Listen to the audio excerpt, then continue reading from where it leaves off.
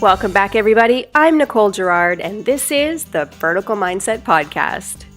In today's episode, the second in our three-part series on sales excellence, Sasha Chomos and Nathan Sharir sit down and take a look at how you can position yourself to become a strategic partner with your clients. Let's take a look at how mindset can affect your negotiations. Hi, Aiton. Welcome back to our series on sales excellence. Thank you. And creating a culture of sales excellence. We've been talking as we go through this around sales professionals and the difference that makes a difference in terms of having a vertical mindset and then a really sound and structured process that allows them to create the most value for a customer and creating the win-win. So not only am I creating value for the customer, but I as the salesperson am also accomplishing what I want to accomplish, the business is achieving, the shareholders, etc. So in all of this, what I'm curious to explore today is that this is our ideal, and this is certainly what we strive towards, and this is what sales excellence looks like.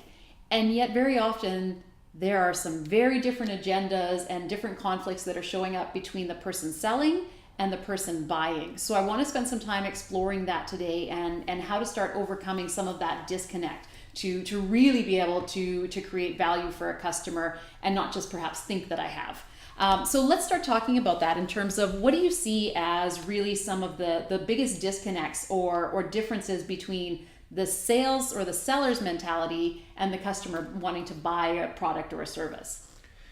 So I started my career at Unilever, as I mentioned in previous talks, and have been to many sales training programs because these companies used to send me to the best of the best. Mm-hmm.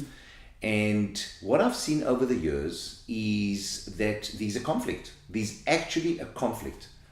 The conflict is that I've got a product or a service and I need to find a customer that wants my product and service. And my goal is to sell it for as much as possible. And there's a customer out there who has been trained, and the buyers generally have been trained to get the product that they need or the services that they need and get the lowest price for it. So here lies, number one, there's a commonality of I've got something that they want, and they've got something that I want. I've got the product or service that they want. They've got the money that I want.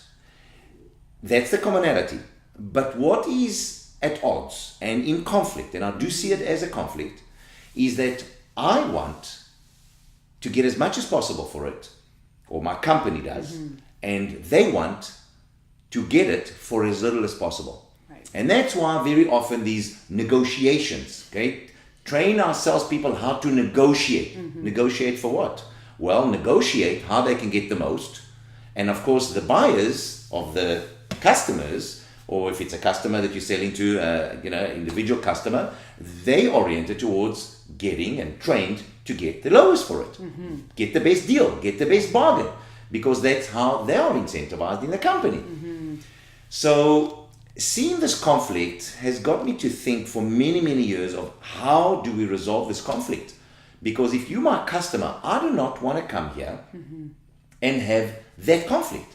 I just want to have what is going to be a win-win, but really pure, authentic win-win for both of us. Yeah.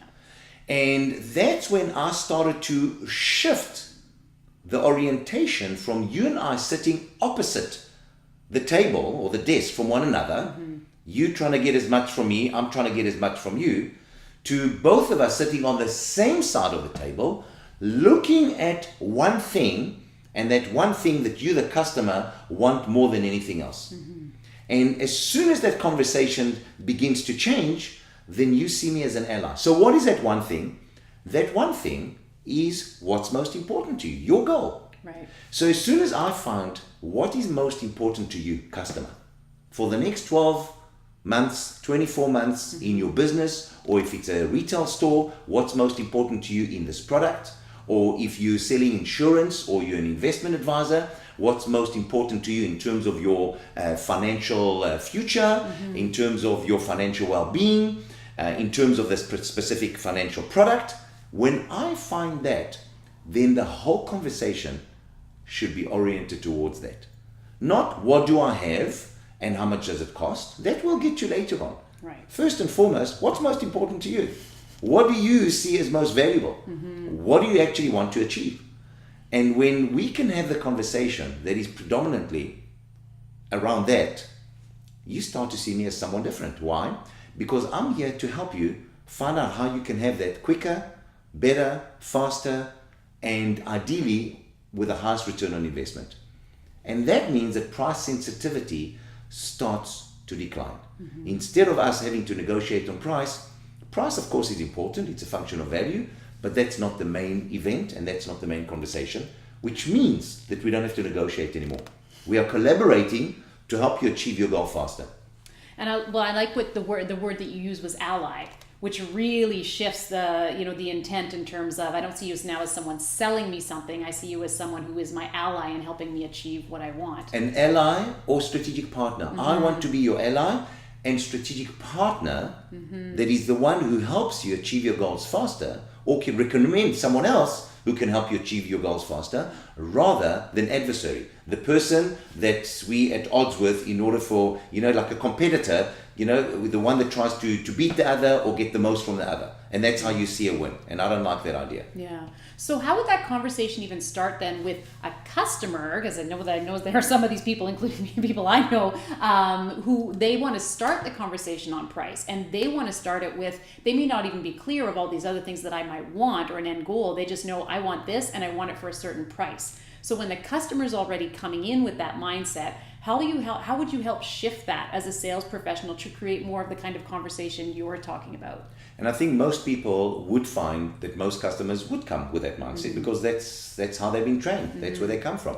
And as soon as they come, so what's your price? My response will be, in order to make sure that you get the best possible deal.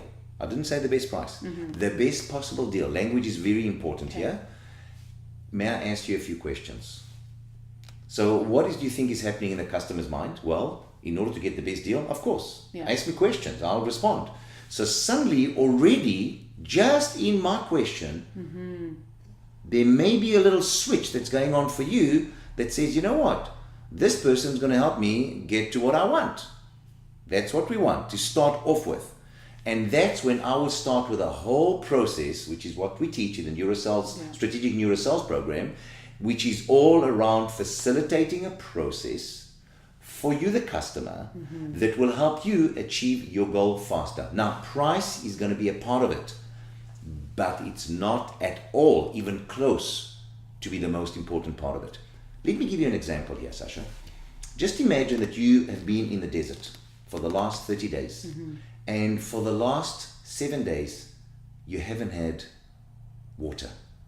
Maybe you'd be dead by now, because I think we can only last without water for about 3 days. Good, actually. Let's say for the last 3 to 4 days, you haven't had water and you are on your last legs now. And if you don't have water for in the next, let's say, few hours, you're going to die. Right. And I came to you and I said, Sasha, I've got a glass of water here. What is the value of this glass of water? Would you start haggling for price with me? Or would you say, I would give you anything for this glass of water? What do you think? I'm pretty sure I'd give you just about anything. Absolutely. And when you understand the relationship between price and between value, and we orient everything around the value, and we understand that every value has a price to it, then the sales professional can stop making it about the price and stop making it about giving discounts the whole time, and start focusing on adding the most value to the customer in line with what the customer wants. So if you were my customer right now and you were in the desert, what you would want right now is that glass of water, and you would be willing to pay probably almost anything for that glass of water. And that's why price right now is not the most important thing. Right. But having that glass of water, which constitutes the most value to you, is the most important thing. And that's what I would focus on. So once the customer has agreed to answer questions in order to help them achieve the highest return on investment for them, everything in the process is now oriented to finding out what's most important to you, what would happen if you don't have it, what would happen if you do have it. Yeah. That is a conversation. There's no price here. Nice. Yeah, I like that. And I can certainly see how that helps shift even the mindset of the customer or the buyer and how they're now showing up in the conversation. So let's shift a little bit now to the mindset of the sales professional, because what I'm more curious about here is I can appreciate that a salesperson might have the best of intent in terms of wanting to create value for a customer. And yet, certainly in my experience working with a number of sales organizations, there are a lot of incentives and targets and expectations of how they're meant to achieve and what success looks like that are not congruent with creating the most value for the customer. So how do you reconcile those in terms of helping the mindset of the sales professional? So what I've seen over many years in different organizations, ones that I worked at, like Unilever, for example, and many others who have been my clients over the years, is that when most of the people are more horizontal with their mindset, money is the main motivator, I'm there to make the sale no matter what, whether they like it or not, then generally what you find is that the incentive schemes are around make more money. Yeah. And make more money generally means, okay, go and sell as much as possible. So very often I will be able to tell you very quickly when I see what the sales incentive scheme is in a company, what type of people you have in the organization. Yeah. And that's why the first thing that I would focus on is working on cultivating a sales excellence mindset, which is a vertical mindset, and then changing the incentive around adding the maximum customer value at the same time that adds the maximum value to the organization. When you can get that win-win, not only will the customer be a happy customer that will refer you to many other businesses or many other customers, but they will continue to come back. Your business will have more business that it knows what to do with.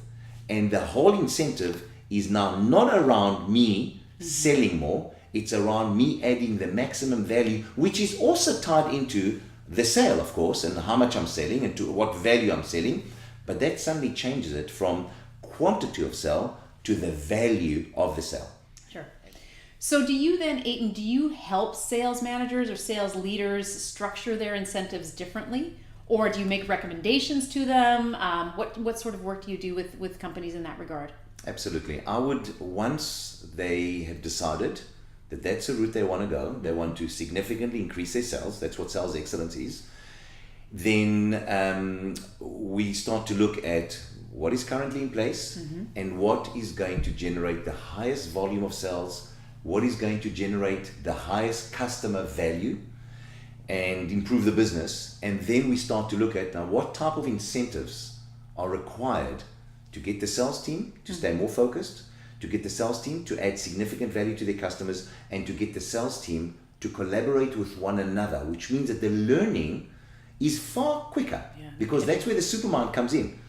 Okay, the supermind also happens within sales teams. Okay, where sales teams collaborate, they come together frequently to learn what the other people are learning, and to find out how to accelerate their success rather than each one keeping to their own, doing as if they're sharing, but they're not really. And as a result, the progress is slow. What we want to do is to accelerate it. So if I'm learning something, I want you, my colleague, to know about it as quickly as possible. And the whole incentive process and incentive scheme is around that as well. It takes into consideration and takes care of us collaborating as much as possible, because that's how all of us benefit from it. Wow. Yeah, it sounds so much more powerful, and I realize it is. There's just probably quite a bit for some companies to overcome in terms of shifting their thinking around that. Well, that's what we're talking about. You want significant sales increases and sales performance increases? Yes, then a shift is required. It's not just going to happen, okay, when you keep on going to the horse, go, by an extra 5 or 10% a year. That doesn't work.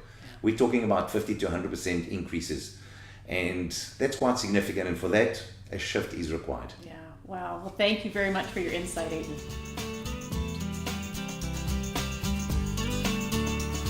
Thank you so much for joining us today here on the Vertical Mindset Podcast. As always, for more information, you can always visit us at dynamicachievement.com. Or if you have any questions or comments, we'd love to hear from you. Simply email us at info@dynamicachievement.com. Until next time, be vertical.